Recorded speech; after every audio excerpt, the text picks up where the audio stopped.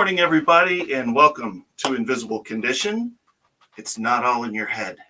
I'm your host, Jeff Pearson, and we created this show for you because we want everybody with an invisible condition to know that they have a voice, they have a community, and they are not alone, because it's true. So, speaking of community, Annie Tulkin is my guest today, and I'm so excited for you to meet her. She's the founder and director of Accessible College, as well as an educator, author, and public speaker. She is an expert in the area of college prep and transition for students with physical disabilities and health challenges, health conditions, and things. Annie has worked in the disability field. Got a little tongue-tied there for a second. For her entire professional career, which is awesome. She was a Peace Corps volunteer and a Fulbright fellow in Mongolia. Wow, that's pretty cool. She lives in Silver Spring, Maryland with her husband and daughter. Today, she's excited to tell us all about her services for students and families living with invisible conditions. So how perfect is this? All right, let's welcome Annie. Hello, good morning, Annie. Hey, Jeff, I'm so happy to be here. This is awesome. I'm so excited to have you here. This is going to be great. In your bio, you kind of mentioned that you've worked in the disability field like your entire career. Wow. What inspired you, and like what gave you the passion for making college accessible to people with disabilities? What was that about? Yeah, so I think first and foremost for me, I was diagnosed with a learning disability as a child. So 5th, 6th grade, my parents, both of them were guidance counselors. And so they recognized that I was having some struggles in school. And so they got me some neuropsychological testing, and it identified that in fact, math and science is not my thing. And I had some challenges educationally, sort of figuring out how to sort of navigate the, school and sort of deal with the fact that I wasn't great at those subject areas and had some processing challenges in those spaces. So as a young adult, I sort of grew up with that and having that as a piece of who I was. As an adult, I also have some chronic health conditions too that impact me more around mobility and pain-related pieces.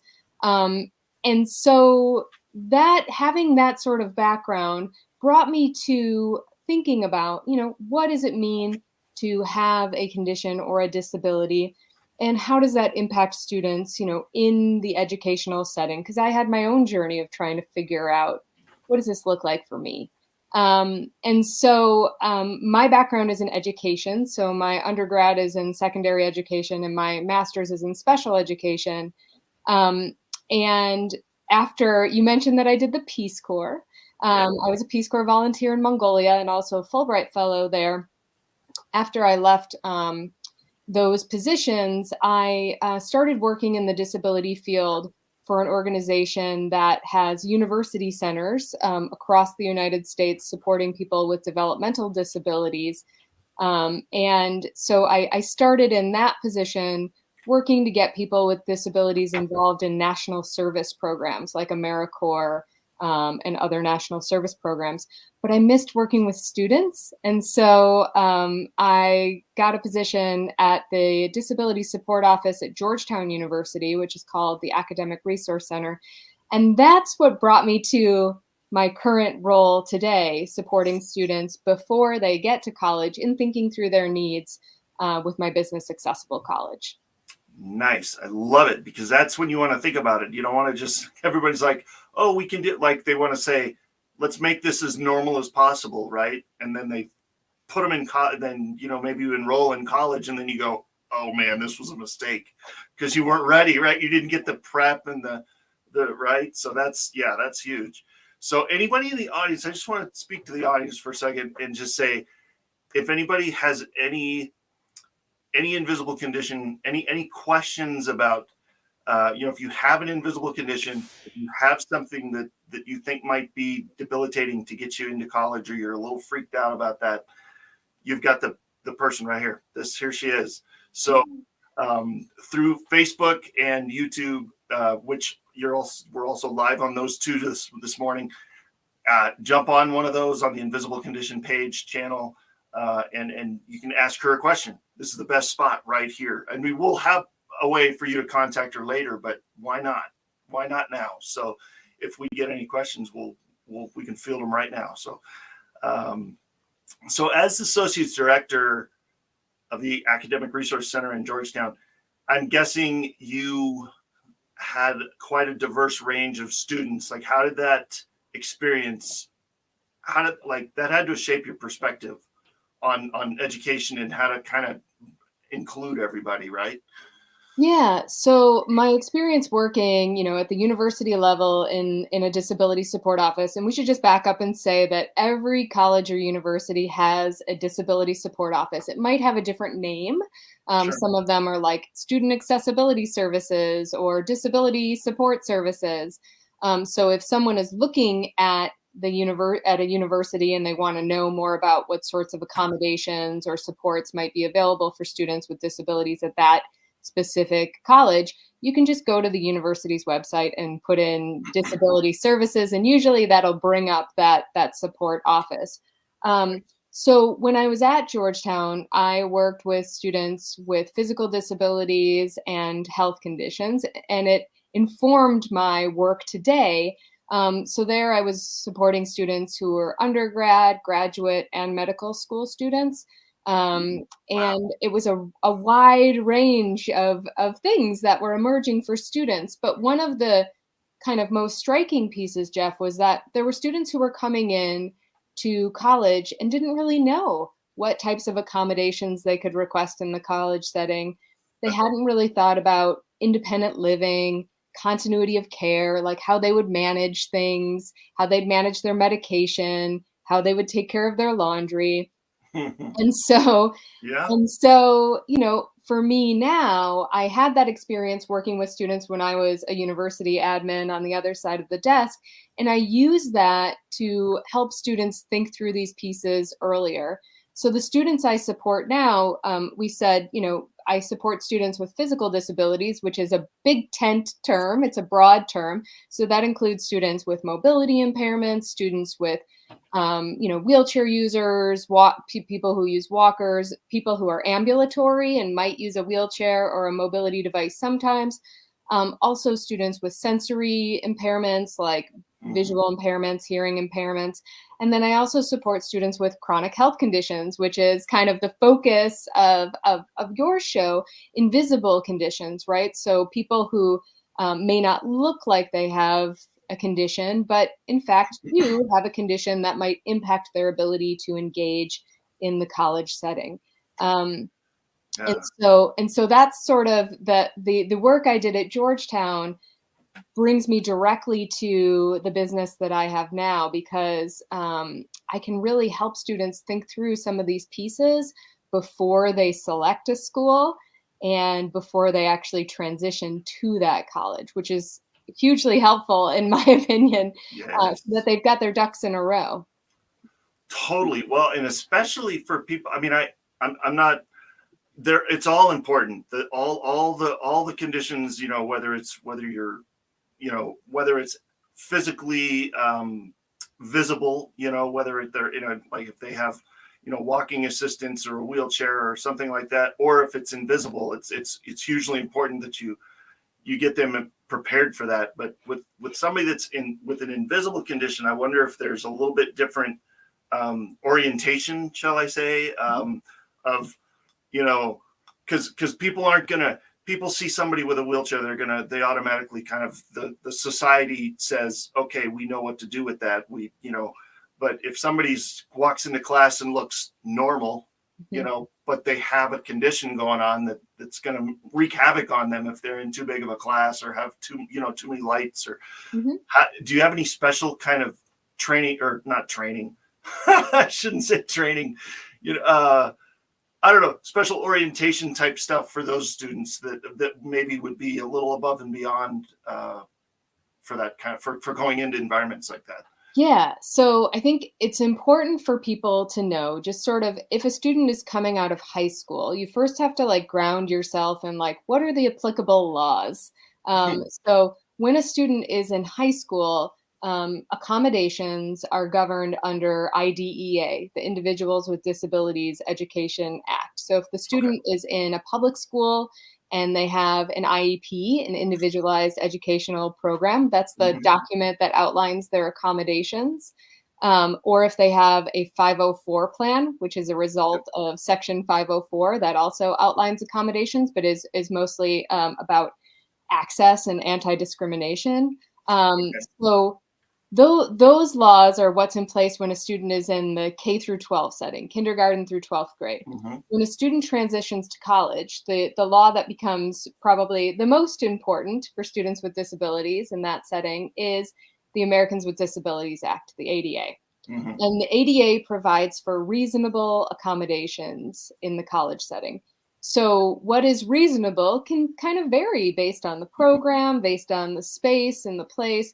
And so, it's really important that students are investigating these things upfront and thinking through their needs because the way that the ADA sort of defines disabilities, right? It impacts one of your major life has some major life impairments, right? So it looks at like what is the condition? So if you have an invisible condition, what is that diagnosis, right? And then thinking through how does that condition impact you on a daily basis Hmm. in the classroom, but also at home, in navigating spaces, right? So Yeah. broadening that out because a lot of families are more focused on accommodations from an academic standpoint, which is still very important in college. Sure. But there's usually much more to think about too, right? So some of those other pieces around housing. So, requesting residential accommodations for a dormitory residence hall, thinking about, recreational accommodations or transportation that a student may need, or if they need to get something to help them get from point A to point B. Um, and so it's a little bit different of a scope and a setting, and there's a lot more to think through, especially if the student is leaving the nest, as it were, and Yeah. and doesn't have maybe some of the structural supports that they maybe had at home with their parents or guardians, like someone to remind them to take their medication or help them do laundry or put their lunch in their backpack, right? So a lot of the work I do is helping students think through what is the condition, how does it impact them, and what sorts of accommodations or outside supports will they need to be successful in the college setting.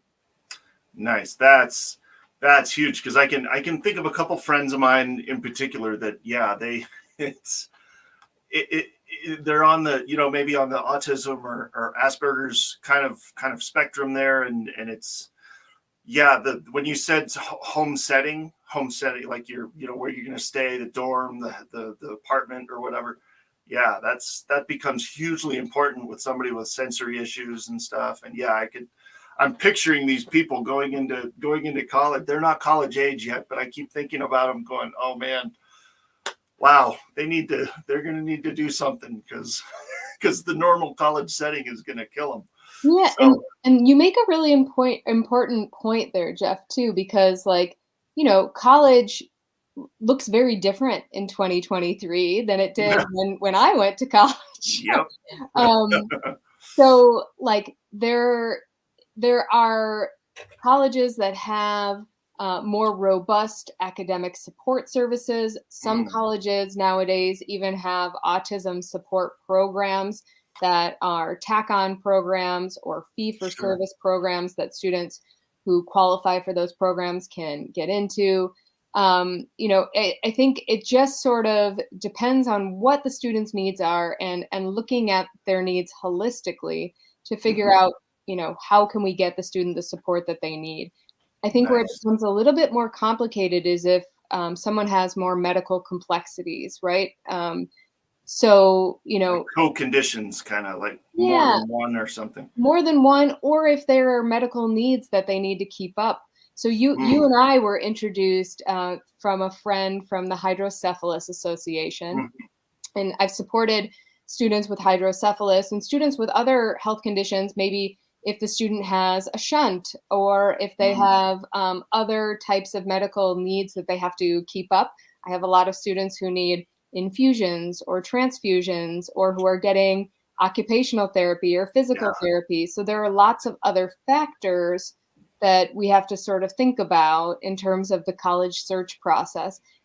And for most students, like most 18-year-olds, 17, 18-year-olds, they're not always thinking about all of the pieces, right? And so it can be an important piece of that process just to have open conversations about, like, what will this look like when you are, at going away to school, or how are we going to navigate this and maintain these things. So that's a piece of what I do with students and families too, is having those conversations that are tricky. right. Well, and not to mention, I see we have 3 teenagers in the house right now. And 2 high schoolers and one that graduated a couple of years ago. And I can tell you right now that you could have stopped that statement short and said, "Not all teenagers think." Because I love you, children. I love you, but there's something about the teenage brain that. And so that is uh, on top of any kind of special accommodation or special thing that's going on. They're also teenagers, and so and so you got to take that into account too. But love them to death. But oh my gosh, Well, some of the I things. think that's one of kind of the great things about being a teenager, though, right? Like that Yeah. you can just be like, "I'll figure it out," right? That's sort of the thing. I Yeah. always tell students, and parents too, it's like hope for the best, plan for the worst, right? Like we want to make There you sure go. that we have a plan in place so that if something does emerge, that you know what lever to pull, who to call, who to contact, that you're prepared for those things. And I think, a lot of times there may not be a person in that student's life besides their parent who are talking to them about these pieces. So like a high school counselor might be providing guidance on like applying to college and the typical college search process, right? Their healthcare providers may or may not be having conversations with them about independent living or about transitioning. Typically, they're not, because I don't know about your doctor's appointments, but mine are pretty short. and, True. and Yeah. so and so, it's like there aren't a lot of people who are having this sort of open conversation about this sort of planning, right?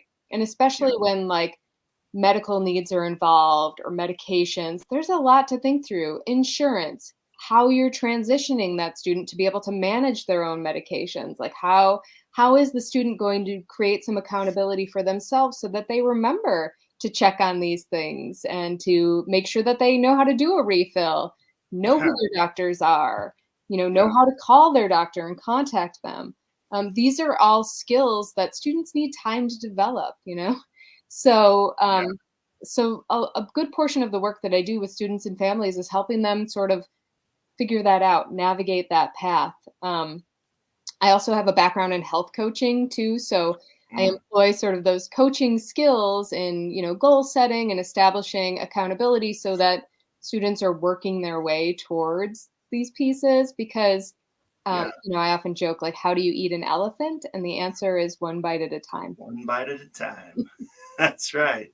Yep. Don't get overwhelmed. Don't worry. Here's your fork. Go for it. Yeah. Yeah. Well, cool. We could keep going for 3 hours, I feel like, right now, but we are good. I'm going to take a break. We're going to go to a commercial real quick, and then I thought of something while you were saying one of those things, and I wanted to ask you about it on the other side of the break. But everybody stick around, because we're gonna learn so much more about how accessible college helps people going into that environment. It's gonna be great. Stick around. If you know anybody that's in that situation that is going into college, bring it on. We still got plenty of show left. So we will see you guys on the other side of the break. We'll be right back.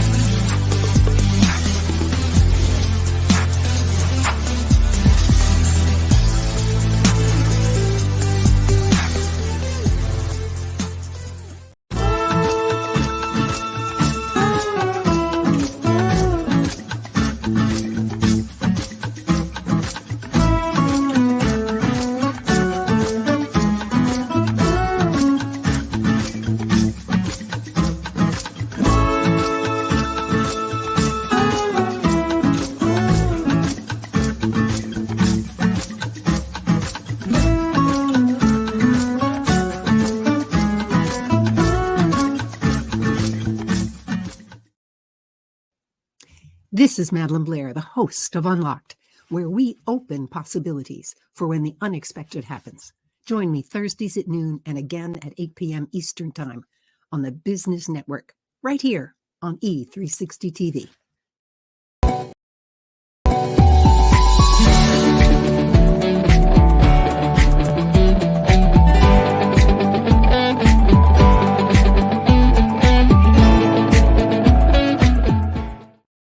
All right. Welcome back, everybody. Before the break, you were talking about how all just there's so many things that people are needing help with going into a new environment from high school into college, and that struck me about one thing that I swear I say it 100 times a day, and that is you don't know what you don't know. And so if you, and the other thing is with kids, we were talking about teenagers and how fun that can be sometimes. No sarcasm in that statement whatsoever. And sometimes they hear it from mom and dad all the time. They hear it from their medical professionals all the time, or their caretakers or whatever. Sometimes it takes that out of town expert with a briefcase, right? Coming in like that, like the college orientation person that they've never met before. Isn't that great? Like, they don't listen to the person they've known their whole life. They listen to the person they've known for 30 seconds, and they hear the exact same words, and somehow it clicks, and they go, oh, so I should do that, Yeah. And so, yeah, that's part of why this is cool, though, because that's, you guys can be that out of town expert and come in and they can and they'll listen. There's like a little bit of psychology in there, right? So it's like who's delivering the message is sometimes important, right? And it's also important that students feel heard and understood, right?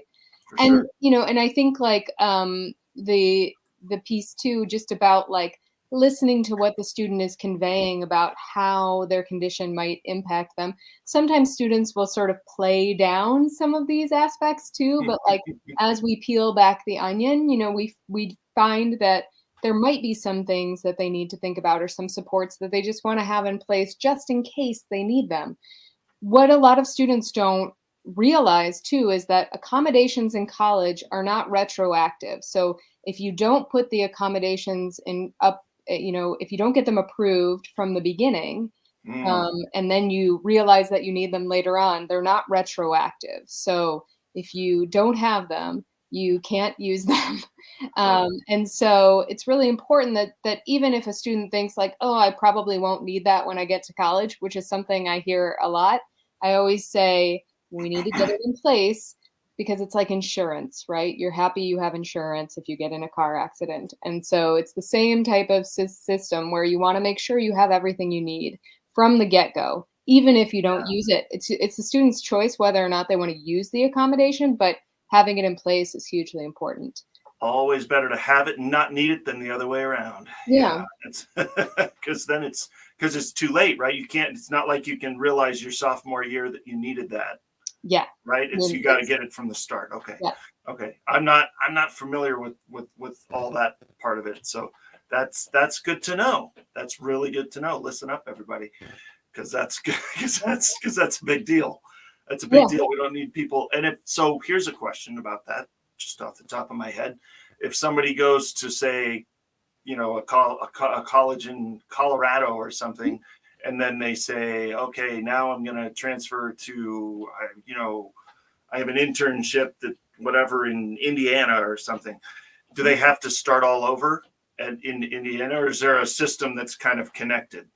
The short answer is they have to start all over. So the longer answer is that every college has their own process for evaluating accommodations, right? So the student has to self-disclose to that disability support office, and self-disclosure usually looks like contacting the disability support office. So they might have an intake form on their website or an email address that a student could reach out to start that process. And then every college has their own set of documentation guidelines. So, if a student has a learning disability, the college might require a neuropsych evaluation that was done within the last 3 years. Or if the student has a physical disability or a chronic health condition, it might be a letter from their healthcare provider. And usually the colleges have documentation guidelines on their website, so you can see what sorts of documentation does that college need. Now, if you were at college in Colorado and you were transferring to a college in Indiana, you could absolutely bring a printout of the types of accommodations that you received at the college in Colorado to the college in Indiana. It provides historical sort of data for the people in the disability support office to see what accommodations the student received elsewhere. But it doesn't mean that you will necessarily get the same accommodations at the new institution, at the new college. But at least it gives you a chance to kind of start over, right? Because you said if you start and you don't take advantage of those things or don't tell them about it when you start, then you're kind of out of luck for your whole time there. So you go to another college, you kind of get a fresh start, right? You can say, okay, now I need to tell them about this and this and this, and so it's kind of like a restart, sort of. Yes. I think like with one caveat is that like your documentation that you have from your healthcare provider has to support your need for whatever thing you are requesting, right? That makes sense. So that's like a piece of the data, but it's also the disability support office professional would be communicating with the student and hearing from the student. So this is where self-advocacy skills are hugely important, because the student needs to be able to effectively articulate what their condition is, how it impacts them, and be able to communicate that to the disability support office professional. Yeah, and like you said, I think you said something in the last segment too about not downplaying what your conditions are, right? I use, just if you use my own example, when my wife and I go to appointments with follow up from surgery or whatever. And I'll say, and they'll say, what on a scale of 1 to 10, right? The infamous 1 to 10 scale, which everybody just loves that, right? Where are you? And I'll say like a 3, because you're used to the pain, right? You're so used to it. It's like a 3 for you. But and then my wife, Catherine, will say, no, it's more like a 6 or 7, but he's not going to tell you that, right? So, but you have to be able to, you kind of have to be able to advocate that for yourself at some point, and sometimes it's downplaying, but sometimes it's, like with people that are in chronic pain, it's sometimes they just don't know because it's so, so it's there all the time, So, but just out of curiosity, how big is your? I mean, this sounds like an organization that's doing such amazing things in so many places. How big is your staff? It's got to be. It's not just you, right? Oh, Jeff, it is just me right now. Come on. But who knows? Scaling up in the future could be in the cards. But to that point, I actually have like some exciting news. I know, exciting. Here it is, drum roll. There's more. Yeah. On September 19th, which is coming up just around the corner, I'm doing a course launch for a course that I put together on preparing students with physical disabilities and health conditions for college. And it's really geared towards parents, guardians, educators, healthcare providers, school counselors, anybody who works with students who have physical disabilities or chronic health conditions, so that they can start to learn a little bit more about how they can support those students in thinking through their needs as they're heading into the college search or as they're transitioning to college. So, oh my gosh. Yeah, so that's really exciting. That is amazing. Yeah. Well, and good timing on the show here. That's perfect. Yeah. Hey, everybody. This is like a big public announcement. So, yay. Bam. I feel like we should have like balloons and stuff. Breaking news. Yeah. So is that going to be September 19th that hits the airwaves? Yep. And that's on your people can find information on my website, which is www.accessiblecollege.com. So that's one way that folks can work with me. And people can follow me on social media. I'm all over the place too. So if you want to keep up with what's going on with me, social media is a great way to do that. I do a lot of webinars with other organizations too. We actually have one coming up next week on financial planning for students with Disabilities. So if you follow me on Facebook and Instagram, you can see all the information about that upcoming event too, Nice.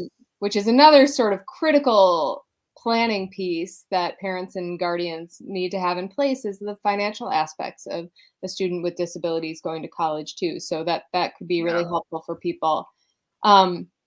But the course is sort of one way that people can connect and learn these skills and start to engage in this way.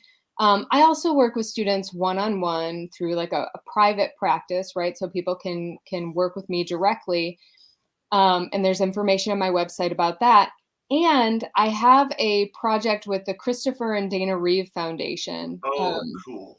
Yeah, and that project is open to any student with any type of paralysis. And so paralysis is sort of a big tent term. So Yeah. it could be a neurological condition that causes some sort of paralysis. I have students who've had strokes, students with spinal cord injuries, spina bifida, cerebral palsy, a range of conditions. And through that project too, I work with a lot of adults who are retooling and going back to college or going back to a certificate program or an associate's degree program. Yeah. So through that program, students can work with me for free through the Reeve Foundation for up to 3 hours. And there's information on my website about that as well, or people can contact me if they can't find it or if they need more info. But that's just another space where I'm supporting, student population in thinking through their needs and hopefully getting what they need and ensuring success in the college setting. Yeah, that's so cool. And I know that your program isn't just pigeonholed for the student, right? There's also it's so important to have family involvement with everything too. Can you talk about how that integrates? Yeah, so a lot of times in my direct support work, so if I'm working with an individual student, it is really tailored towards getting the student ready and prepared and comfortable. But there is still an aspect of parental input and oversight along the way too, because a lot of times it's about getting the parents to step back a little bit and allowing the student to start to take the lead, which as a parent myself, and maybe you can relate to this, Jeff, can be hard because sometimes you're like, if I don't do it, they're not going to do it. So I have to put out their medicine. Or if I don't, if I could, it would be quicker for me to complete this task than allow them to learn the task. But in many ways, Almost always it is, but in many ways, like that's a great learning opportunity for the student. So, a lot of times students don't really understand or realize the shadow work that parents are doing behind the scenes that make the trains run on time, right? So, yeah. So I think working with students and parents to shine a light on okay, so how did the food get into the refrigerator? What were the steps that your parent or guardian went through to actually make that happen, right? Or how did that refill appear and in front of you today, right? How did that meal be created from what was in the fridge? How did all the processes that people And I think students, especially if the student has a fatigue related condition, a lot of time parents try to take a lot of roles and responsibility away from the student to allow the student to be a kid, right? Or to engage in high school or whatever, which is important. But it's also important that the student understands that they're going to have to either figure out supports to assist them in college to do some of those things or start to learn how to do those things independently. It's such a delicate balance though, because right, you want them to learn it, but you don't want to bombard them with, you can't just when our oldest moved out for a few months, she moved in with a friend, and it was like you want to tell her everything. You're like, oh, and you want to do this and this and this and this and this and this, but sometimes you have to wait for stuff to come up. Yeah. Right. And then they have to, that's another chance for self-advocacy. They have to ask you, right? Yeah. Say, how do we do this again? I don't remember, Yeah. I think the awareness piece is really important. And also just, a lot of times families will wait until the student has graduated high school, typically in June. And then if they're going away to college, that's usually like mid to late August. And it's basically like you have 2.5 months to learn all these things and figure it all out, right? No pressure. And Yeah. it's also like sometimes like not a realistic time period too, because they don't have the structure of school, and like they maybe have more flexibility in the summer. So it's really better to start sort of gradually introducing these conversations and having this planning going on when the student is in like a typical time of like having school, having routines, having these things. So that Yeah. they can have an easier time when they start college, because everybody has a hard time starting college. It's a big transition. There's a lot of new stuff. So Totally. Just out yeah. of curiosity, this just popped into my head. Do a lot of people, I mean, do you encourage, or do you see this trend of people maybe in that situation, because it's so huge and 2 or 3 months might not be enough time? Do you see a lot of gap years between high school and college in this kind of scenario? Yeah, I would definitely say that it's becoming, increasingly popular. I think, especially post COVID. I don't even know if we can say we're totally post COVID, Eh, but depends on where you live, I you know think. where we're at, Yeah. now. Like I think that a lot of students are using a gap year, and I would say that it's important to have structure around your gap year too, like Yeah. something to do, whether that's volunteering or going on a program or doing something. Yeah. It's really important to have some structure there too. But some students are taking some time to actually like build those skill sets, right? So Yes. to focus on medication management or healthcare management, or just wellness in general. So Yeah. I think that is a thing that people are doing. It's really important, though, that students understand that if they defer, so if you commit to a university and then you defer for a year, Oh. there are Mhm. oftentimes sort of provisions around what you can and cannot do during that time. Or time So limits too. You got to be careful. well, there's that, and also Yeah. just like some schools don't allow you to take courses elsewhere for credit and have them transfer over. Oh. Okay. So there might be some specific sort of provision. So you'd need to make Mm. sure that you are looking at like what are your options during that time. Interesting. See, never would have thought of that. That's good. That's Yeah. good. Wow. Okay. Well, I tell you what, we are at another. This is a perfect time for another break, so we're gonna do it. And but when we come back, guys, stick around, because when we come back, we're gonna talk about how Annie spreads hope through her organization, because that is, after all, one of the most important pieces. So we will see you on the other side of the break. And yeah, we'll be right back.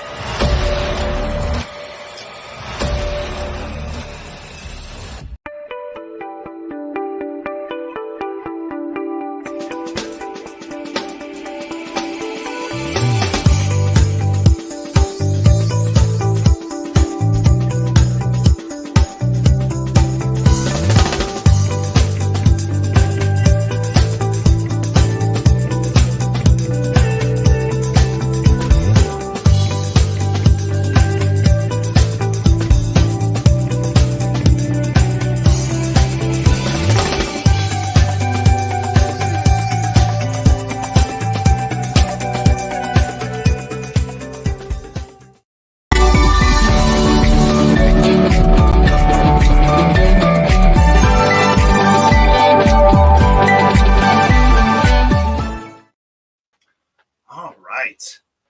Welcome back, everybody. We're back. We're in a third segment already. This is crazy. What time flies when you're having fun, right? Uh, so we are already in the last segment, but I had a question that I didn't get to ask you before, but I really wanted to from a previous. I don't know if this is going to be totally out of left field or not, but you're in a Peace Corps. Mm-hmm. That had to have had an impact on your approach and stuff. Like, you don't go through a thing like that without it completely forming your your whole outlook. Was there something specific from that you used? Yeah, I think so. Just framing this for people. So I was in the Peace Corps in Mongolia. 9 months out of the year in Mongolia, it's below zero, well below zero. Wow. So it's a cold place. It's a vast country. It's sandwiched between China and Russia, huge land mass, not a huge population, so very vast. And I lived in eastern Mongolia in a city called Choibilsan, which is the fourth largest city in Mongolia. And it only had like 40,000 people. So that's like a big college. That's like a state school. And so that experience really did shape, my direction in life. I had to learn to be adaptable. I had to learn to be patient. And I think those skills that I learned in Peace Corps are totally transferable to my professional life in the States. And I loved that experience so much so that when I was doing my master's degree, I applied for a Fulbright and went back to Mongolia. And I actually did research on Mongolian teachers' perceptions of disability in the classroom. Very niche field. So looking at this sort of cultural ideas around disability and, and thinking through how teachers were approaching students with disabilities in their classrooms in different parts of Mongolia. So disability has always sort of been an interest of mine, personally, as I shared before, but also thinking through like, what does it mean to be disabled? And how is that sort of dependent on the context that you live in, right? And so, so those skills and that time in the Peace Corps really helped me sort of shape where I am today and thinking through the needs and supports that students might need to be successful in college. Nice. Well, that's perfect though. That's like putting the bow on the package, right? Like I know that it's all a process, right? And if you're passionate about something, it's always going to be about that. I love that. Yeah. That's so cool. So I have a question with all of the experiences you've had, all the people that you get to help and all the stuff. How do you, Annie, personally find hope during challenging times? I think, one of the ways that I find hope is by thinking about the students who I've supported and seeing them actually succeed and make it through college. I'm at a point now, so this is my 5th year full-time of this independent practice. So students that I have supported from the beginning are graduating college. So that's amazing to see. But I also think like for a lot of the families that I work with, people feel really alone. They feel like they're the only person who's having to consider these things, or they feel like their son or daughter is the only student who's navigating these pieces. And I often have to, remind families and let them know that they're not alone. I actually have a Facebook group called College Success, Physical Disabilities, Chronic Health, and Mental Health, which is a great place. And it's open for students, for parents, for educators to learn more about sort of the scope and spectrum of disabilities. And it's also a good space for people to see some of the successes that students have had and not feel so alone, to know that there are other people who are interested in the same question or navigating the same challenge. Yeah. I have the luxury now of like pairing up students. If I have a student who's at a specific college, I'll connect them with a prospective student who might be looking at that college so that they can get some insight. And I think just for students and for families, it's just the awareness that they're not the only person who's navigating that piece. And it gives me hope to see students succeed and make Yeah. it through these settings and navigate the challenges, independently or as independently as possible. So that is something that really does give me hope, Jeff. That's awesome. I totally agree. That is so cool. And one other question, um, with challenges and things that come up, or things that you go through, or difficult things that you see, what through all this process can you pinpoint and say that you're thankful for? Hmm. I think I mean, there's so much, right? Like how do I pick just one thing? So I'm thankful for all of the students that I work with because oftentimes they teach me things, right? Like Yeah. I'm teaching them stuff, sure, but they're really teaching me things about how they're encountering the world and how the world is encountering them. And so I think that for me, it's really that work with the students and the individualized attention that I'm able to give them and sort of the things that they are teaching me is Yeah. huge. It's huge. And I feel really grateful to be in this position where I get to do this. Like I love my work with students. That's actually what brings me a lot of energy too, is sort of Yeah. working with them and problem solving and navigating. And we have a lot of tough conversations, there's there's a lot of things that emerge around like emerging adulthood, right? So Yeah. like the situations that they're going to encounter in college that maybe they haven't encountered at home, or just like having real conversations about those pieces. So I'm very thankful for that, and it's never dull. No. So yeah, so it's exciting, and I'm grateful to have this role and to get to work with the wonderful students and families that I work with. That's awesome. Yeah. And one thing that strikes me every time I ask that question is, a couple weeks ago I did a show with somebody, and they said something that struck me, and I'm gonna put it on the screen here, because it was I keep it and I have it as a banner because it applies to so many people in so many situations. But it's like when you are not, when you're down, and you're like, oh my gosh, is this the day that I'm going to give up or whatever? No, because you've already survived 100% of your hard days in the past, so who's to say you can't survive today or the next hard day? So um it's, and organizations like yours and so many others that are out there are helping people to be able to say that, to be able to survive that hard day and get to the next one that might just be the breakthrough. So it's pretty awesome. Yeah, I So mean, for many of us, like to your point, and I loved that quote too. I think like thinking back to the tools that we have in our toolbox and what sustains us, right? And yeah. what drives us forward. Sometimes it's hard when you're in a moment of pain or crisis or whatever to remind yourself of those things. But it's important. And I think some of that too is like building resilience, right? So Yeah. building up those skills and making sure that the student is equipped, has the tools in their toolbox, so that if they encounter something, they know how to deal with it, how to manage the ebbs and flows of it. That's really important. Huge. Yeah, huge.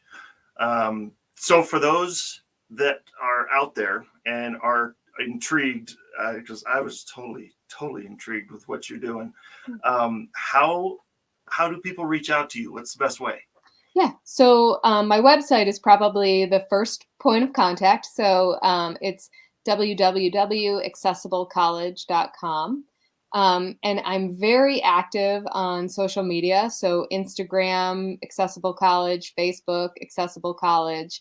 And I mentioned too that I've got the Facebook group, College Success, Physical Disabilities, Chronic Health, and Mental Health.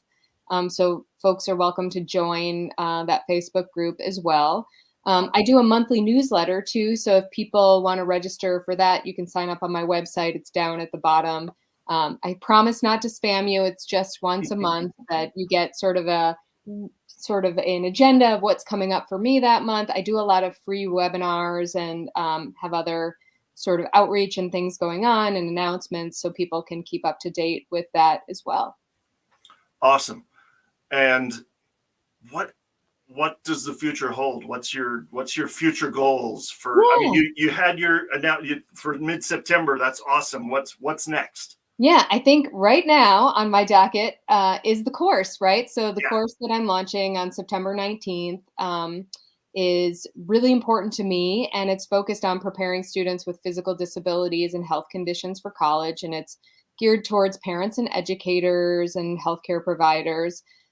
So that's going to be a really great launch, and I'm really excited to do that.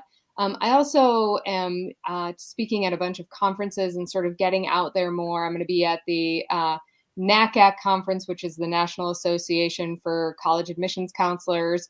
It's coming up at the end of this month in Baltimore. I'll be at the Hydrocephalus Association virtual conference coming up in November, early November. I'll see you there. Yeah, great. I mean, and I do a lot of engagements like that too, just reaching out to different groups and organizations. And so that, right now, that's what the future holds. Lots of events. That's perfect. That's the way to do it, man. Yeah. Get out there and make sure everybody knows who you are. So that's beautiful. I love it. Awesome. Well, is there any last minute? We got about a minute left. Any last minute thing you want to leave the audience with? Yeah, I would say like my last minute thing would be, start preparing early. If the student is in sophomore or junior year of high school, it's a good time to start thinking about college and sort of what the needs are going to be as they move into that transition. So starting as early as possible is really important. But if you've passed that point and you're starting a little bit later, that's okay too. Wherever you're at is a good time to get started working on these pieces. I love it. That's perfect. Perfect way to sum it up. I love it. Thank you so much, Patty, or Annie. I'm sorry. I was looking at another piece of paper and the name. Well, it's actually my daughter's name, so it's funny. Well, so it could have been worse, I guess. I'm sorry about that. Well, hi, Patty, out there. Well, thank you, Annie. I am so thankful that you were here, that you were able to come on and get the word out about this incredible organization. Thank you so much. Thanks, Jeff. I'm so glad I could be here. Absolutely. Appreciate it. All right, everybody. All right, here's the deal, man. Next show, Tuesday, September 12th, which is actually my mom's birthday. Happy birthday, Mom. That episode is going to be really cool. We're going to be talking to Patty Norris about her organization called Wired for Wellness. And she is going to be, I'll be able to share a little bit about with my experience with this too, because I'm kind of going through some of what she is going to be talking about right now, so that we can learn together. So it'll be awesome. Join us. We'll see you then. Have an amazing day.